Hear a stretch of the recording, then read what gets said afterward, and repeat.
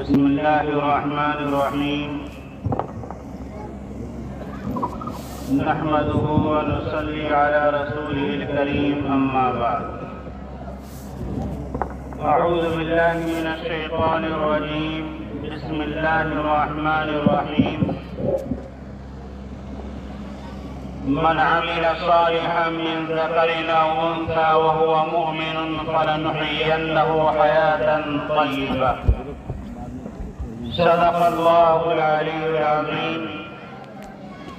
قال النبي صلى الله عليه وسلم من حسن إسلام المرء تركه ما لا يعنيه أو كما قال عليه الصلاة والسلام. محترم جناب صدر اجلاس، اسٹیج پر رونق افروز حضرات علماء کرام، قرائے اعظام، عاملین علاقہ، سامعین اعظام، پردہ نشین خواتین اسلام اور ہمارے نوجوان دوستوں،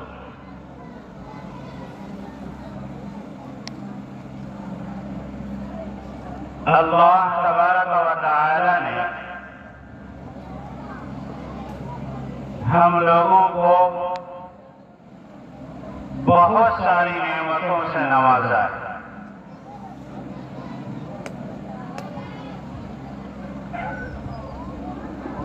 چاند سورج بھی اللہ کی نعمت ہے ہمارے لیے، زمین و آسمان ہمارے لیے نعمت ہے، دنیا کی جتنی بھی چیزیں ہیں ہمارے فائدے کے لیے ہیں اور سب ہمارے لیے نعمت ہیں۔ بعض نعمتیں ایسی ہیں جو بڑی اہم ہیں، ان کی قدر اسی حساب سے کرنی چاہیے۔ اللہ تعالی اور اللہ کے رسول صلی اللہ علیہ وسلم نے بتلایا کہ اگر اللہ کوئی نعمت عطا فرمائے تو اس نعمت کی قدر کرو، اگر قدر نہیں کرو گے تو اللہ دینا جانتا ہے تو چیننا بھی جانتا ہے۔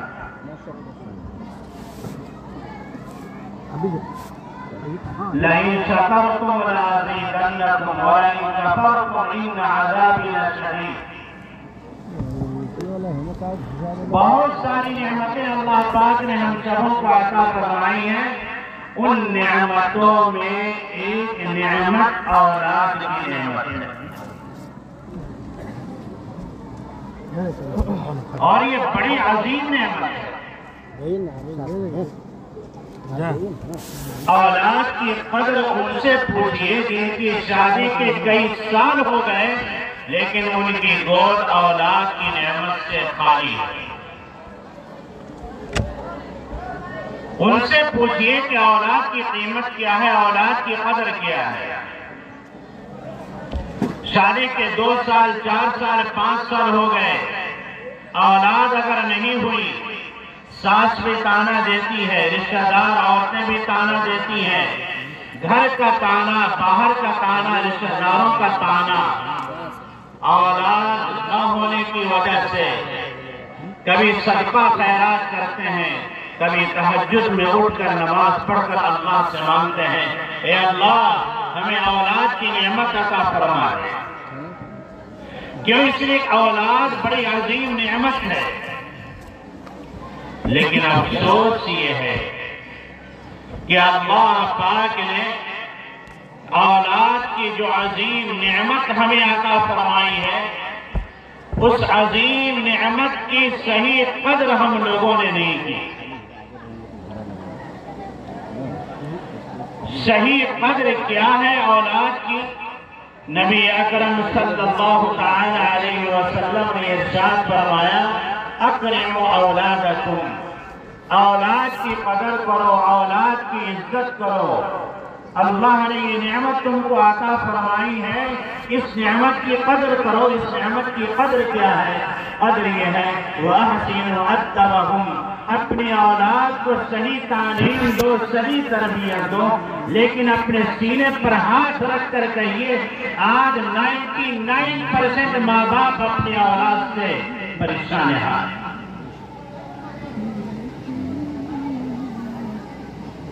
99% پریشان ہیں۔ رسول اللہ صلی اللہ تعالی علیہ وسلم نے فرمایا تھا ان من اشراط الساعة ان يكون الولد غیبا، قیامت کی ایک نشانی یہ بھی ہے کہ ماں باپ اولاد سے پریشان ہوں۔ کتنے ماں باپ ہیں اس روئے زمین پر جو اپنے اولاد کی غلط کرتوت اور حرکتوں کی وجہ سے سماج میں سر اٹھا کر چلنے کے قابل نہیں۔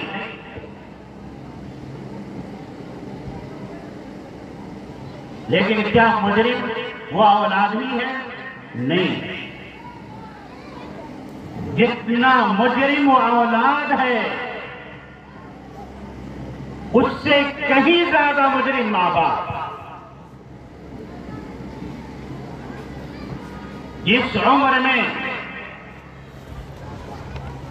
اولاد کی صحیح تعلیم ہونی چاہیے اور اس کی صحیح پرورش ہونی چاہیے، ماں باپ نے وہ صحیح تعلیم، صحیح پرورش نہیں کی، اس کا نتیجہ آج ہم بھگت رہے ہیں۔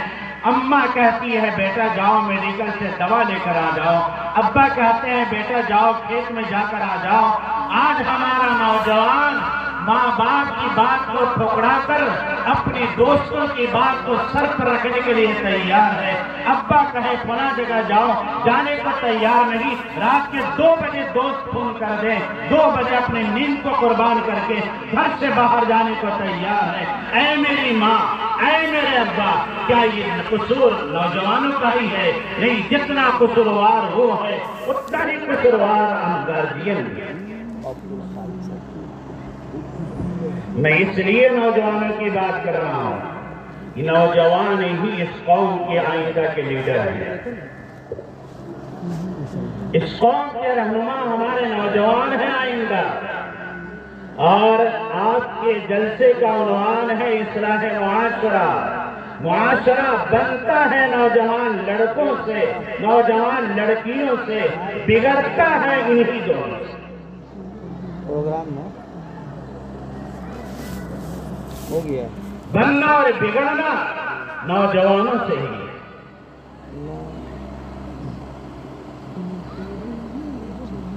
اللہ تعالی نے اپنے حبیب پاک صلی اللہ تعالی علیہ وسلم کے ذریعے سے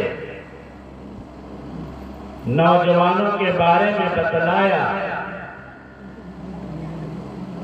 کہ بعض نوجوان ایسے ہیں جو قیامت کے دن اللہ کی رحمت کے سائے میں ہوں گے۔ یہ کون سے نوجوان، یہ کون سی نوجوان بچیاں، یہ کون سے نوجوان بچے ہیں جو قیامت کے دن اللہ کے عرش کے سائے میں ہوں گے؟ نبی اکرم صلی اللہ علیہ وسلم نے ارشاد فرمایا شاب نشأ فی عبادت اللہ، وہ نوجوان بچے اور بچیاں جن کی زندگی اللہ کی مرضی کے مطابق گزرتی ہے، جن کی زندگی نمازوں کے ساتھ ہے، جن کی زندگی میں قرآن کی تلاوت ہے، جن کی زندگی میں ان کے ماں باپ ان سے خوش ہیں، جن کی زندگی میں ان کے ماں باپ ان کے لیے بہت بڑی دولت ہے۔ اے میرے نوجوانوں، یاد رکھنا، تمہارا باپ شرابی ہے کوئی بات نہیں، اللہ ان کو ہدایت دے۔ تمہارا باپ کبابی ہے کوئی بات نہیں، اللہ ان کو ہدایت دے، لیکن تمہاری جنت بھی وہی ہے، تمہاری جہنم بھی وہی ہے۔ لیکن افسوس، نبی اکرم صلی اللہ علیہ وسلم نے فرمایا تھا بر صدیقہ و جفا اباہ، وقت آئے گا اس امت کے اوپر دوست کو صوفہ پر بیٹھائے گا اور باپ کو کہے گا ابا اندر چلے جائیے میرے دوست آ رہا ہے۔ آج ہو رہا ہے یا نہیں ہو رہا ہے؟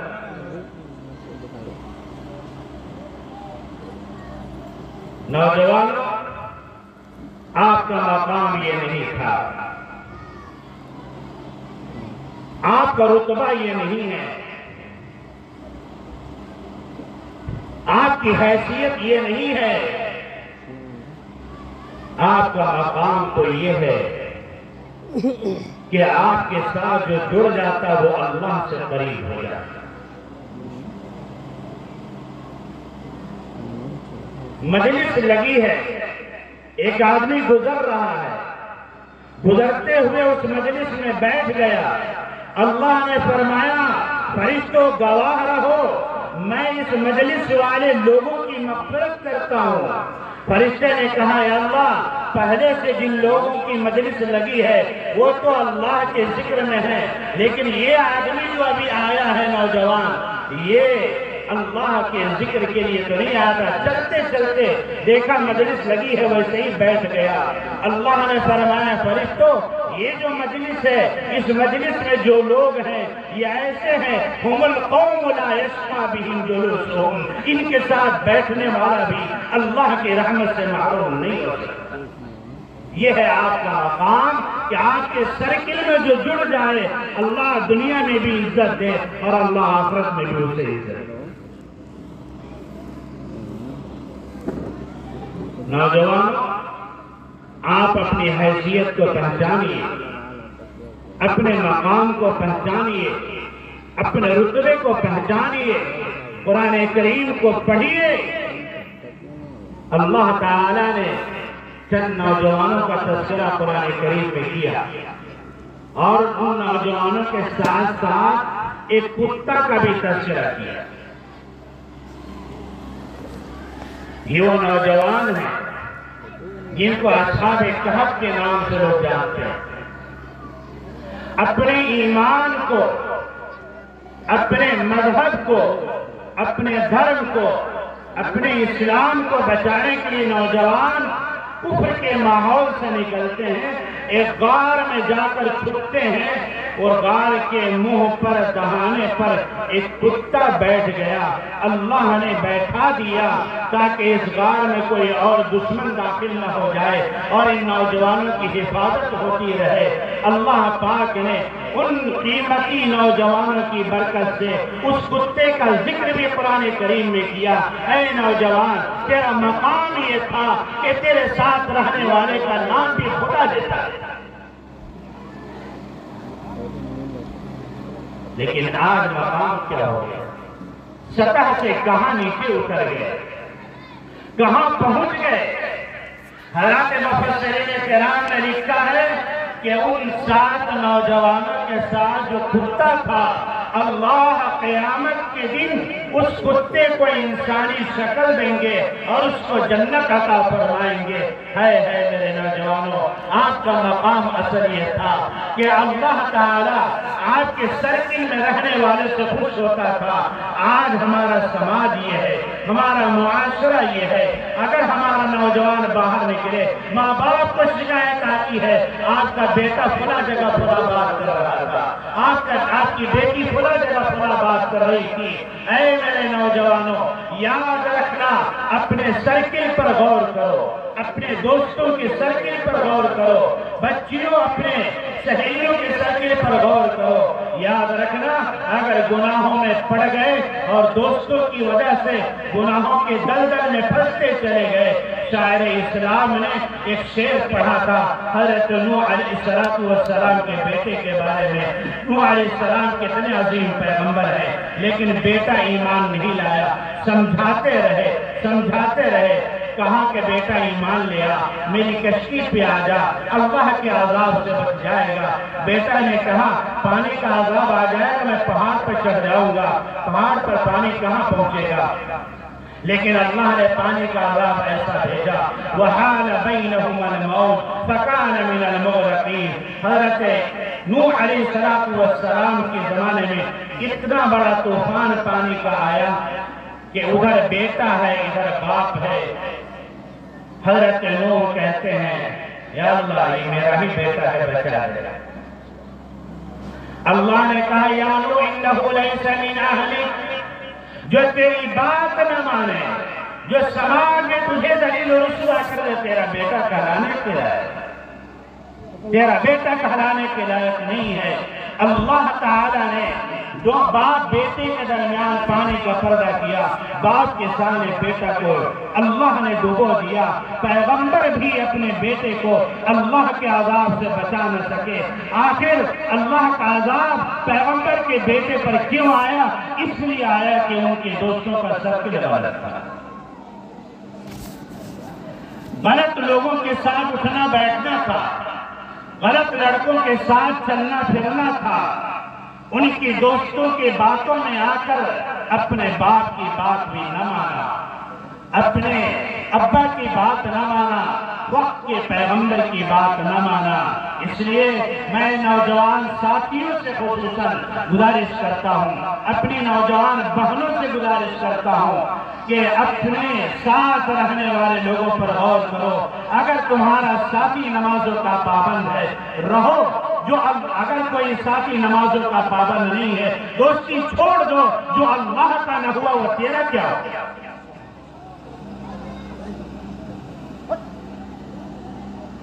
اچھے لوگوں کے ساتھ رہنا سیکھیے، برے لوگوں سے دور رہیے، اپنے سرکل پر غور کیجیے۔ آج ہمارا معاشرہ کتنا بدلتا چلا گیا۔ پہلے پڑوس کے لوگ دور دراز سفر پر اپنے بچوں کو پڑوسی کے حوالے کر کے چلے جاتے تھے کہ ہم فلاں جگہ جا رہے ہیں، میرے آنے تک میرے بچوں کی دیکھ ریکھ کیجیے گا۔ سچ بتائیے، کیا آج پڑوس کی لڑکیاں ہم سے محفوظ ہیں؟ کیا آج کوئی باپ اپنی جوان بیٹی کو اپنے گھر میں چھوڑ کر کیا کسی پڑوسی کے گھر پر بھروسے پر جا سکتا ہے؟ کیا یہ سماج ہے ایسا؟ کیا یہ معاشرہ ایسا ہے ابھی؟ نہیں۔ یاد رکھیے گا، اگر کوئی نوجوان، کوئی آدمی پڑوس کی کسی بچی پر بری نگاہ ڈالتا ہے تو اس کو دوسری عورت پر نگاہ ڈالنے کے مقابلے میں 10 گنا زیادہ گناہ ملتا ہے، 10 گنا زیادہ۔ کیوں؟ اس لیے کہ پڑوسی کا حق تم نے چھین لیا۔ حق یہ تھا کہ تمہارے سر سے وہ پڑوسی محفوظ رکھتے، تمہاری طرف سے کوئی غلط حرکت نہ ہوتی، اس کا حق تھا تمہارے اوپر، لیکن پڑوسی کا حق ادا نہ کیا۔ اللہ تعالی ہم سب کو صحیح سمجھ نصیب فرمائے۔ تو میں عرض یہ کر رہا تھا کہ معاشرہ بنتا ہے نوجوان بچوں سے اور معاشرہ بگڑتا ہے نوجوان بچیوں اور بچوں سے۔ آپ نے پروگرام رکھا ہے اصلاح معاشرہ کے نام پر۔ معاشرے کو سدھارنے کے لیے نوجوانوں کا صحیح راستے پر آنا بہت ضروری ہے۔ نوجوان نمازوں کا پابند بن جائے، نوجوان قرآن کی تلاوت کا پابند بن جائے، نوجوان ذکر و اذکار کا پابند بن جائے، نوجوان اپنے ماں باپ کی باتوں کو ماننے والا بن جائے، نوجوان سماج کے بڑوں اور بزرگوں کی عزت کرنے والا بن جائے، سماج کے چھوٹوں پر شفقت کرنے والا بن جائے، نوجوان اپنی آنکھوں کی حفاظت کرنے والا بن جائے، نوجوان اپنی عزت کی حفاظت کرنے والا بن جائے، نوجوان اپنی بہنوں کی عزت کی حفاظت کرنے والا بن جائے، اپنے پڑوس کی بیٹیوں اور بہنوں کی عزت کی حفاظت کرنے والا بن جائے۔ اگر نوجوانوں میں یہ صفت آ گئی، یہ اخلاق اس کے ہو گئے، یاد رکھیے اس امت کا، اس سماج کا وہ قیمتی ہیرا ہے اور بہترین نوجوان۔ اچھا، کتنے نوجوان ہیں جو یہ چاہتے ہیں کہ اللہ کی طرف سے ہم پر سلام آتا رہے؟ کتنے نوجوان ہیں؟ ذرا ہاتھ اٹھائیے۔ ماشاءاللہ۔ لیکن جانتے ہیں اللہ کی طرف سے سلام کب آتا ہے؟ السلام علیکم۔ اللہ کی طرف سے سلام کب آتا ہے؟ میں آپ کو بتاؤں، ایک صحابی ہیں حضرت جعفر طیار رضی اللہ تعالی، یہ مکہ سے ہجرت کر کے حبشہ گئے، جب خیبر فتح ہوا تو پھر لوٹے۔ نبی اکرم صلی اللہ علیہ وسلم نے ارشاد فرمایا جعفر طیار واپس آ چکے ہیں حبشہ سے، ایک طرف خیبر فتح ہوئی، دوسری طرف جعفر طیار آئے ہیں، میں بتا نہیں سکتا مجھے زیادہ خوشی خیبر کے فتح ہونے پر ہے یا جعفر طیار کے آنے پر ہے۔ سوچئے پیغمبر جس صحابی کے بارے میں یہ کہے کہ اس کے آنے پر مجھے بڑی خوشی ہے، اس صحابی کا مقام اللہ اور اللہ کے رسول کی نظر میں کتنا اونچا ہوگا۔ نبی اکرم صلی اللہ علیہ وسلم کے پاس جبرائیل امین تشریف لاتے ہیں، عرض کرتے ہیں کہ یا رسول اللہ صلی اللہ علیہ وسلم، اللہ تعالی جعفر کو سلام کر رہا ہے۔ آج کوئی MLA کسی کو سلام کرے یا اس سے مسافر کا موقع مل جائے، لوگ فوٹو کھنچوا کر رکھتے ہیں کہ یہ قیمتی پل ہے، یہ اچھا موقع ہے۔ جس کو خدا سلام کرے وہ آدمی کتنا خوش نصیب ہوگا۔ نبی اکرم صلی اللہ تعالی علیہ وسلم نے حضرت جعفر کو بلایا اور بلا کر کہا کہ میرے پاس جبرائیل آئے تھے اور جبرائیل نے کہا کہ اللہ تعالی جعفر کو سلام پیش کرتا ہے۔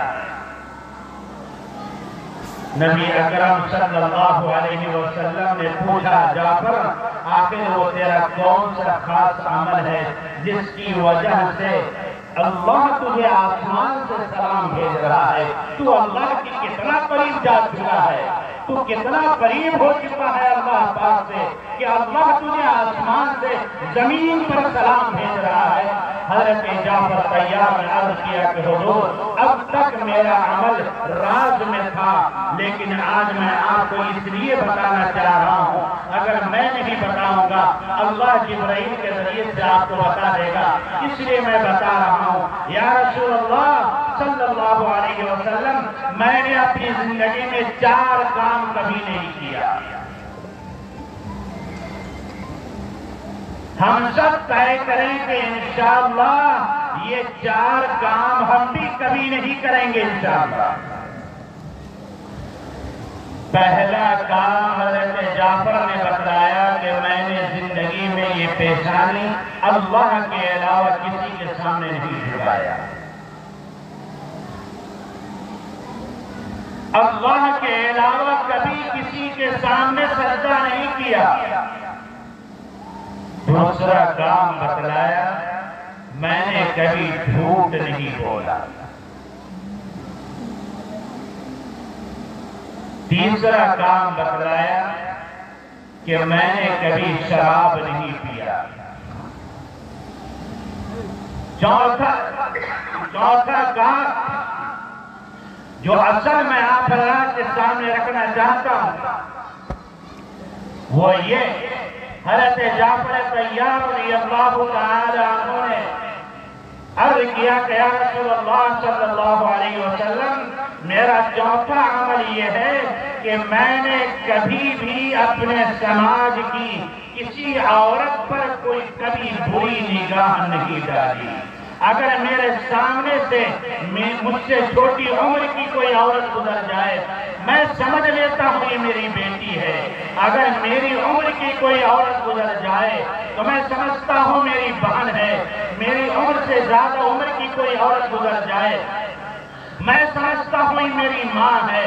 جس سماج کی سوچ یہ ہو جائے مجھ سے چھوٹی عمر کی بچی میری بیٹی کے درجے میں ہے، میری ہم عمر عورت میری بہن کے درجے میں ہے، مجھ سے بڑی عورت میری ماں کے درجے میں ہے، کیا اس سماج میں کبھی زنا ہو سکتا ہے؟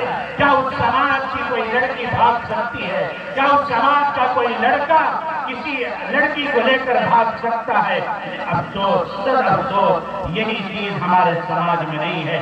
ضرورت اس بات کی ہے اپنی نگاہ کو صاف کیجیے، اپنے دل کو پاک کیجیے. رسول اللہ علیہ السلام کی چند حدیثیں ہیں جن کے بارے میں بتایا گیا کہ اگر ان 4 حدیثوں پر انسان عمل کر لے تو سمجھو کہ پوری شریعت پر عمل کر لیا. ان میں سے ایک یہ ہے من حسن اسلام المرء ترکہ ما لا یعنی. اے مسلمانوں، کتنے بیکار کام ہیں، سارے بیکار کام کو چھوڑ دو، تم سب سے اچھے مسلمان بن جاؤ گے. اے پٹھان پٹی کے غیور نوجوانوں، میں آپ سے گزارش کرتا ہوں، آپ حضرت جعفر طیار کی اس خوبی کو اپنائیے. پھر دیکھیے اللہ اس سماج میں کا عزت عطا فرماتا ہے. اللہ دنیا میں کیسی پاکیزہ زندگی عطا فرماتا ہے. کیا ہم سب اس کے لیے تیار ہیں؟ اللہ ہم سبوں کو یہ 4 خوبیاں نصیب فرمائیں، اور خاص طور سے یہ 4تھی خوبی اللہ ہم سب کو نصیب فرمائیں. دل کو صاف رکھیے، کبھی برا نہ سوچیے، اور یاد رکھیے گا اگر آج ہم کسی کی بیٹی کو لے کر بھاگ رہے ہیں، کل وقت آئے گا ہماری بیٹی کو لے کر کوئی بھاگے گا. یہ قرض ہے، یہ قرض ادا ہو کر رہے.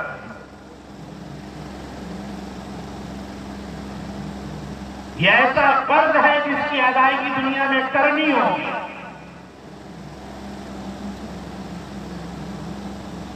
اللہ ہم سب کو صحیح سمجھ نصیب فرمائے. اللہ ہمیں صحیح راستے پر چلا دے. آج ایک مزاج بنتا چلا جا رہا ہے اپنے من سے شادی کرنے کا. یاد رکھیے جائز ضرور ہے، شریعت کا مسئلہ ہے، جائز ضرور ہے کہ بالغ لڑکا بالغ لڑکی اپنے من سے شادی کر سکتے ہیں، لیکن حدیث پاک میں یہ بھی بتلایا گیا کہ اپنے من سے گارجین کو چھوڑ کر شادی بیاہ کرنے والے سماج کے برے لوگ. ضرورت اس بات کی ہے کہ ہم حضرات صحابہ کرام کی زندگی کو پڑھیں، صحابیات کی زندگی کو پڑھیں.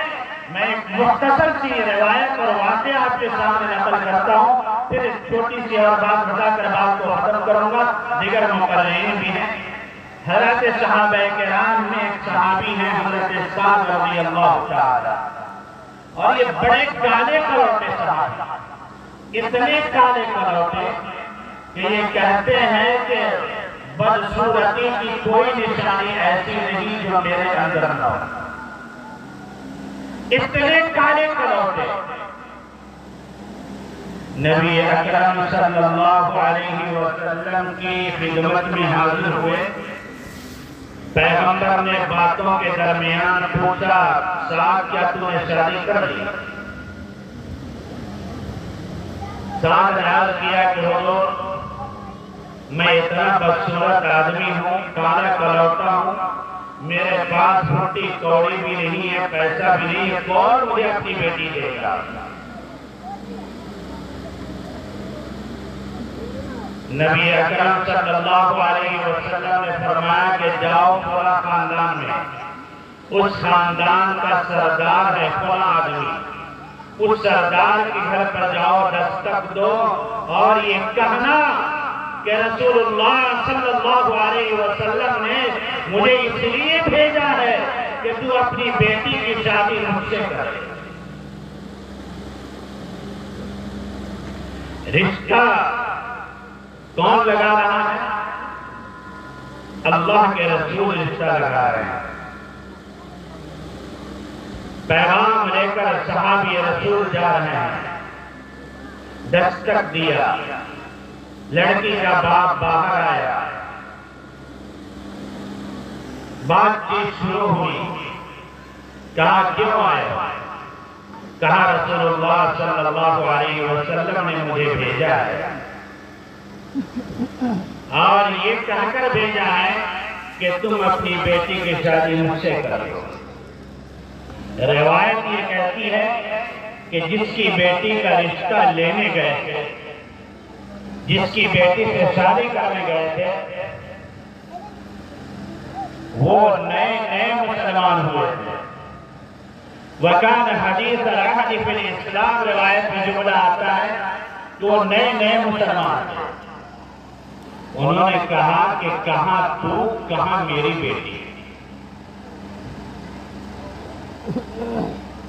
میں اپنے خاندان کا، قبیلے کا، سماج کا سردار ہوں، بڑا آدمی ہوں، تم نہایت ہی ادنا درجے کے غریب اور فقیر ہو، تیرا چہرہ بھی نہایت بدصورت اور کالا کلوتا ہے، میں اپنی خوبصورت بیٹی کی شادی تجھ سے کروں، یہ ہو ہی نہیں سکتا۔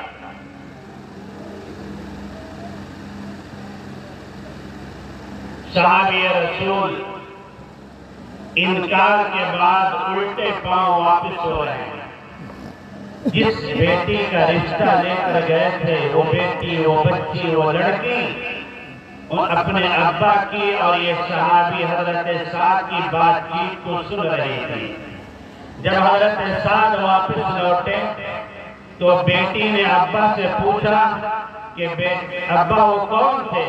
کہا کہ ایک آدمی کالا کلوتا تجھ سے شادی کرنے کے لیے آیا تھا، کہاں تو اتنی خوبصورت بچی اور کہاں وہ اتنا بدصورت نوجوان، میں تیری شادی اس سے کر دوں، اور اس میں بھی وہ نہایت ہی ادنا درجے کا غریب ہے، پھٹی کوڑی اس کے پاس نہیں ہے، میں اس سے تیری شادی کر دوں، یہ ہو نہیں سکتا۔ اس بچی نے جو کہا وہ جواب ہر بچی کے دل و دماغ میں رہنا چاہیے، ہر نوجوان لڑکے کے دل و دماغ میں رہنا چاہیے۔ اللہ ایسی نوجوان اولاد ہم سب کو نصیب فرمائے۔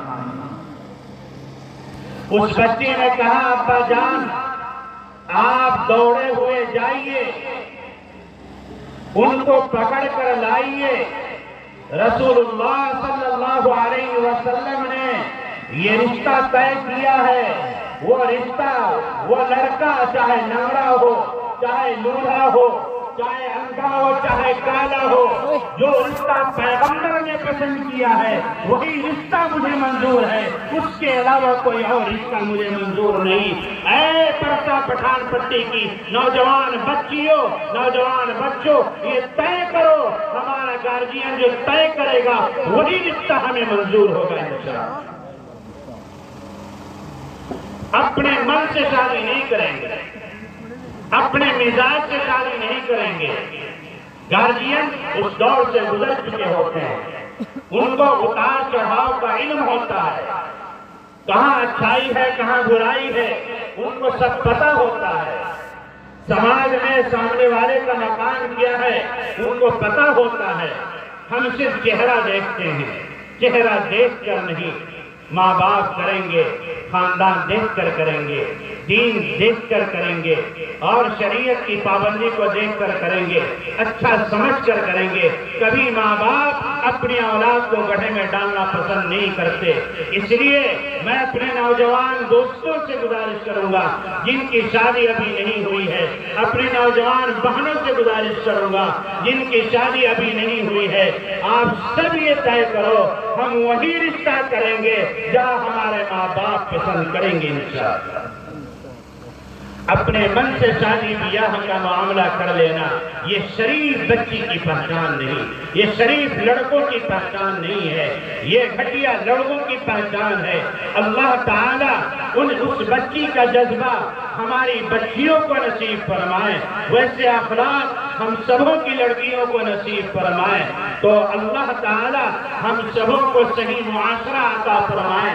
صحیح معاشرہ کے لیے ضروری ہے کہ سماج کے نوجوان بچے صحیح ہو، سماج کی نوجوان بچیاں صحیح ہو، ان کے دل کے جذبات اچھے ہو، ان کی نگاہیں پاک ہو، ان کے دل صاف ہو، زبان اچھی ہو، قرآن کی تلاوت کے پابند ہو، نمازوں کے پابند ہو، شریعت کے پابند ہو، ماں باپ کے فرما بردار ہو، سماج کے بڑوں اور بزرگوں کی قدر کرنے والے ہو، اچھے برے کی تمیز کرنے والے ہو، ان کے سرکل میں غلط لوگ نہ ہو اور گھٹیا لوگ نہ ہو، شریف لوگ ان کے سرکل میں ہو۔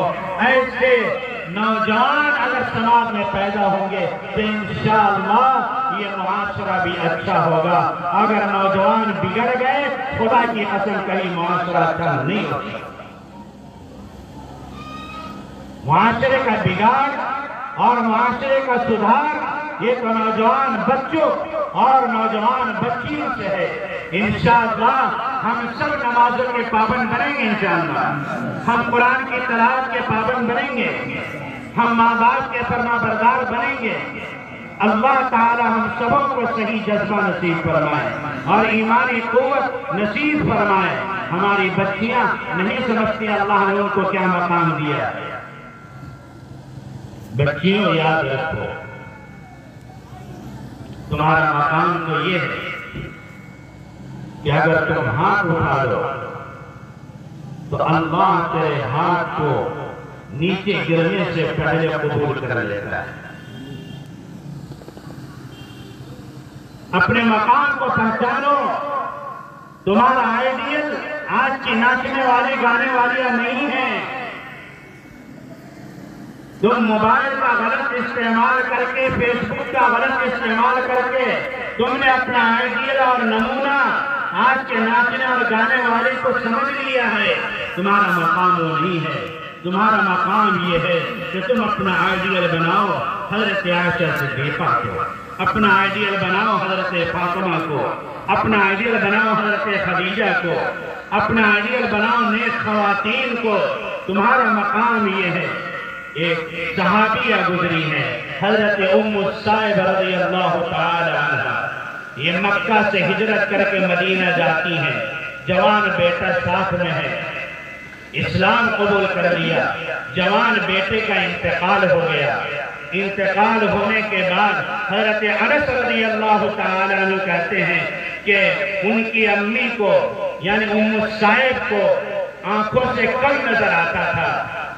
میں نے جا کر کہا کہ آپ کا جوان بیٹا دنیا سے چلا گیا۔ یہ ام الصائب رضی اللہ تعالی عنہ گھبرا گئی، پریشان ہو گئی اور دربار الہی میں ہاتھ اٹھایا، کہا یا اللہ میں مکہ چھوڑی، خاندان چھوڑی، رشتہ دار کو چھوڑی، کفر کو چھوڑا، اسلام کو قبول کیا۔ اگر میرا جوان بیٹا دنیا سے چلا گیا، قبر میں ڈال دیا گیا، لوگ ہنسیں گے، کہیں گے کہ یہ اسلام قبول کر لی، اس لیے اس کا بیٹا دنیا سے چلا گیا۔ لا تشمت بی الاعداء، اے اللہ دوسروں کو ہنسنے کا موقع مجھ پر نہ دے، میرے بیٹے کو دنیا سے نہ لے جا، یا اللہ میرے بیٹے کو قبر میں نہ ڈلوا، میرا بیٹا قبر میں چلا گیا تو سارے لوگ ہنسیں گے یہ اسلام قبول کی ہے، اس کی نحوست کی وجہ سے بیٹا اس کا مر گیا ہے۔ حضرت انس رضی اللہ تعالی عنہ روایت کرتے ہیں، حضرت انس فرماتے ہیں اس ام الصائب کا ہاتھ ابھی نیچے بھی نہیں آیا، اللہ نے اس مرے ہوئے بیٹے کو زندہ کیا، ماں مر کر دنیا سے چلی گئی، بعد تک وہ بیٹا زندہ رہا۔ اے میری بہن تیرا مقام یہ ہے، تیرے ہاتھ اٹھتے تھے مردہ زندہ ہو جاتا تھا، تیرا ہاتھ اٹھتا تھا اللہ رحمت کی بارش برسا دیتا تھا، تیرے پلوں کو پکڑ کر لوگ دعائیں مانگتے تھے، اللہ رحمت کی بارش اتار دیتا تھا، تیری عزت تیری عصمت کا حوالہ دے کر اللہ سے دعائیں کی جاتی تھی، اللہ دعائیں قبول کرتا تھا۔ اے میری بہن تیرا مقام اصل یہ ہے، اپنے مقام کو پہچان۔ حضرت زنیرہ رضی اللہ تعالی عنہ حضرت عمر کے گھر میں نوکرانی ہے، حضرت عمر ابھی اسلام قبول نہیں کیے، زنیرہ اسلام قبول کر لیتی ہیں، عمر اتنا مارتے ہیں اور ان کے گھر کے لوگ اتنا مارتے ہیں، زنیرہ کی آنکھ کی روشنی چلی گئی۔ کسی نے تانا دیتے ہوئے کہا کہ میرے بتوں کو چھوڑ کر یہ ایک اللہ کو مان لی ہے، اس لیے اب میرے بتوں نے اس کی آنکھ کی روشنی کو چھین لیا ہے، زنیرہ کے دل کو دھکا لگا، کہا میں اسلام قبول کر لی، اس لیے مجھے تانا دیا جا رہا ہے کہ ان کے بتوں نے میری آنکھوں کی روشنی چھین لی ہے۔ اے اللہ، دعا کے لیے ہاتھ اٹھاتی ہے، اے اللہ میری آنکھوں کی روشنی چلی گئی مار کی وجہ سے، اب لوگ میرا تماشا بنا رہے ہیں، لوگ کہہ رہے ہیں اسلام قبول کرنے کی وجہ سے آنکھوں کی روشنی چلی گئی، اے اللہ تو ہنسنے کا موقع نہ دے۔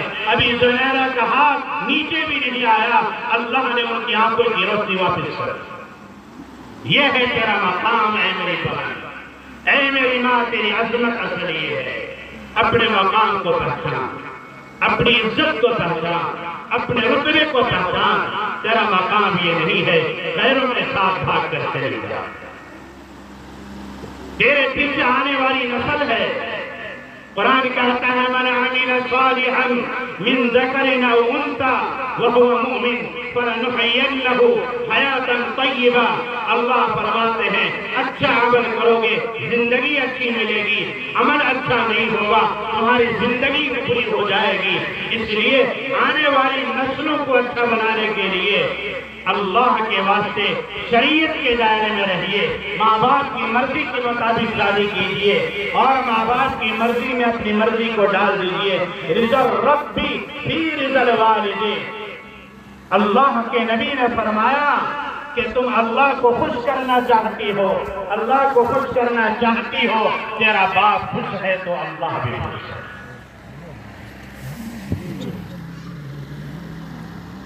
آج ہمارے نوجوان پتہ نہیں کہاں کہاں دعائیں کے لیے جاتے ہیں۔ یاد رکھنا نوجوانوں، تمہارے لیے سب سے بڑا ولی تمہاری ماں ہے، تمہارے لیے سب سے بڑے ولی تمہارے باپ ہیں۔ سب سے بڑی ولی ہے تمہاری ماں، سب سے بڑے ولی تمہارے لیے تمہارے باپ ہیں۔ پیغمبر نے فرمایا دعاء الاب لابنہ کا دعاء النبی لامتہ، باپ کی دعا اولاد کے حق میں اسی طرح قبول ہوتی ہے جس طریقے سے نبی کی دعا امت کے حق میں قبول ہوتی ہے۔ تم کہاں در در کی ٹھوکریں کھا رہے ہو؟ اپنے ماں باپ کی مرضیات پر چلو، اپنے ماں باپ کی مرضی کے مطابق زندگی گزارو، اپنے ماں باپ کو خوش رکھنے کی عادت سیکھو، ماں باپ کی خدمت کرنے کا جذبہ اپنے اندر پیدا کرو، اور ماں باپ جہاں کہیں وہی شادی بیاہ کے لیے تیار رہو، چاہے تمہارا جی چاہے یا نہ چاہے۔ اگر وہ رشتہ اچھا ہے، ماں باپ صحیح جگہ کر رہے ہیں تو اپنے ماں باپ کی مرضی کے مطابق رشتے کو قبول کرو۔ اللہ اس رشتے میں برکت رکھتے ہیں، اللہ اس رشتے میں بھلائی رکھتے ہیں، اللہ اس رشتے میں خیر رکھتے ہیں۔ اللہ تعالی ہم سب کو عمل کی توفیق نصیب فرمائے۔ ایک اور بات اخیر میں بول کر بات ختم کرتا ہوں۔ میں موجودہ حالات کی روشنی میں آپ حضرات کو ایک بات کہہ دوں، اب وقت نہیں ہے کورٹ کچہری کا۔ حالات کو سمجھیے، اگر آپس میں اختلاف ہو جائے، زمین جائیداد کا اختلاف ہو یا میاں بیوی کا اختلاف ہو، تو اللہ کے واسطے کورٹ کچہری کا چکر نہ لگائیے۔ اللہ پاک نے جمہوری ملک میں آپ کو دارالقضاء جیسی عظیم نعمت عطا فرمائی۔ یہ آپ کا اسلامی کورٹ ہے، عزت کے ساتھ بند کمرے میں بیٹھ کر قرآن و سنت کی روشنی میں اپنے اختلاف کو حل کیجیے، اپنے معاملات کو حل کیجیے۔ رسول اللہ علیہ السلام نے فرمایا تھا ترکت فیکم امرین لن تضلوا ما تمسکتم بہما کتاب اللہ و سنت رسولی۔ میں دو چیزیں تمہارے درمیان چھوڑ کر اس دنیا سے پردہ کر رہا ہوں، وہ ہے ایک چیز ہے قرآن، دوسری چیز ہے میری سنت۔ جب تک یہ امت قرآن اور پیغمبر کی سنت کے مطابق اپنے معاملات کو حل کرتی رہے گی، دنیا کی کوئی طاقت نہیں ہے اس امت کو برباد کرے۔ اپنے نزاع کو، اپنے جھگڑوں کو اور اپنے اختلافات کو حل کیجئے۔ دارالقضاء موتیہاری میں آ کر سلام نگر نکھے ٹولہ میں ہائی وے کے پاس دارالفضا امارت شریعہ کی آفس ہے، وہاں یہ اپنے معاملے کو حل کیجئے۔ اور اسی سلسلے میں ایک اور بات، ہمارے بہت سارے احباب اس بات سے غافل ہیں، میرج سرٹیفکیٹ بنانے کی طرف ہماری توجہ نہیں ہے۔ یاد رکھیے آنے والے وقت میں یہ آپ کی زندگی کا لازمی پیپر بننے والا ہے، لازمی پیپر بننے والا ہے۔ اس کے بغیر آپ میاں بیوی آگے نہیں جا سکتے۔ ایک نوجوان بیوی کو لے کر ایئرپورٹ پر پہنچ گیا، صرف میرج سرٹیفکیٹ نہ ہونے کی وجہ سے بیوی کو لے کر بحرین نہیں جا سکا۔ پھر آیا، اپنے ضلع کا معاملہ تھا، رات میں بیٹھ کر اس کا فائل تیار کیا گیا، بیچارہ صبح میں لے کر پٹنہ عمارت کیا اور میرج سرٹیفکیٹ اس کا تیار ہوا۔ میرج سرٹیفکیٹ ہر شادی شدہ آدمی اپنا ضرور بنواوے۔ حالات کو سمجھیے، اس کے رخ کو سمجھیے، ہمارے ملک کے حالات کیسے ہیں، کیسے کیسے کاغذات اچانک طلب کیے جا رہے ہیں۔ اس لیے اپنے کاغذات کو مکمل رکھیے، اپنے کاغذات کو درست رکھیے اور سکون کے ساتھ زندگی گزاریے۔ اللہ تبارک و تعالی ہم سب کو صحیح عمل کی توفیق عطا فرمائے اور ہمیں صحیح سماج عطا فرمائے، صحیح معاشرہ عطا فرمائے اور صحیح زندگی نصیب فرمائے۔ باقی باتیں پھر کبھی انشاءاللہ۔ وآخر دعوانا الحمدللہ رب العالمین۔